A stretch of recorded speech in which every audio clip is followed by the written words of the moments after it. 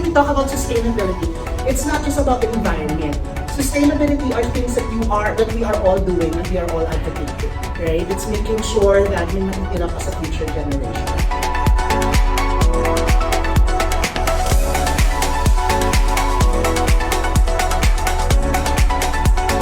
In terms of sustainability, we're also believing sustainability partnership in terms of implementing and promoting ng common goal ng bawat organization in terms of environmentally friendly practices and services. Muli, magbuhay po tayong lahat at daghang salamat.